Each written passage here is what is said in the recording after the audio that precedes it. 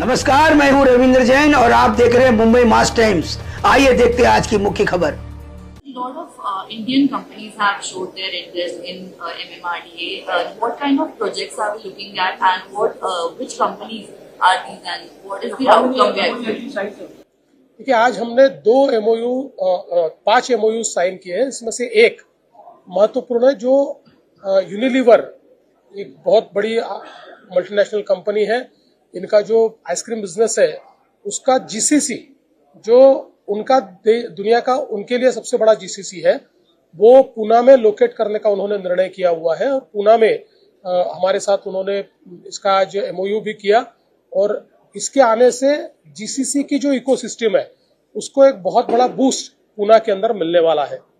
इसके अलावा हमने जो हमारे भारतीय फंड्स है उनके साथ एक MOU किया है, जिसमें ये हमारे सारे भारतीय फंड्स 4,07,000 करोड़ रुपया MMRDA को दे रहे हैं। MMRDA के जो प्रोजेक्ट्स है, चाहे फिर वो रोड्स के प्रोजेक्ट्स हो, टनल्स के प्रोजेक्ट्स हो, पीने के पानी के प्रोजेक्ट्स हो, हाईवेज के प्रोजेक्ट्स हो, कोस्टल रोड जैसे प्रोजेक्ट्स हो या फ्लाईओवर जैसे प्रोजेक्ट हो, सारे के सारे उनके जो प्रोजेक्ट्स है उन प्रोजेक्ट्स के लिए 4 लाख और मेट्रो के प्रोजेक्ट्स, इसके लिए 4,07,000 करोड़ का आज फंडिंग टाइप हुआ है।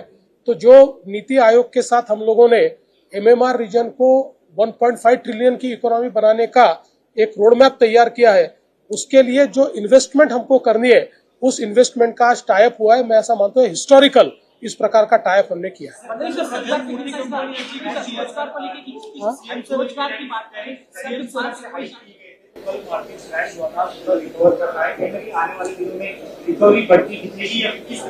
मुझे ऐसा लगता है कि रिकवरी बढ़ती दिखेगी, क्योंकि अब हम लोग टैरिफ का जिस समय अवलोकन कर रहे हैं, महाराष्ट्र की दृष्टि से भी कर रहे हैं, तो कुछ क्षेत्रों में वो टैरिफ हमें हिट करेंगे, लेकिन ओवरऑल इन टैरिफ के कारण एक बिजनेस अपॉर्चुनिटी भी हमारे लिए तैयार हो रही है।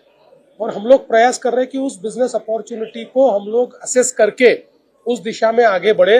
और मुझे लगता है कि ओवरऑल अगर हम इसका इफेक्ट देखें तो मॉडरेट इफेक्ट होगा, ऐसा इनिशियली तो हमको लग रहा है। इसीलिए मार्केट धीरे धीरे सुधर रहा है। जिस प्रकार से आज देखिए, इसमें जो जीसीसी है, जीसीसी में तो अच्छा रोजगार निर्माण होगा, और बाकी जो 4 MOU है ये इंफ्रास्ट्रक्चर के फंडिंग के MOU। तो इंफ्रास्ट्रक्चर में जब पैसा लगता है तो उससे सबसे ज्यादा रोजगार तैयार होता है, तो बड़े पैमाने पर रोजगार का निर्माण होगा।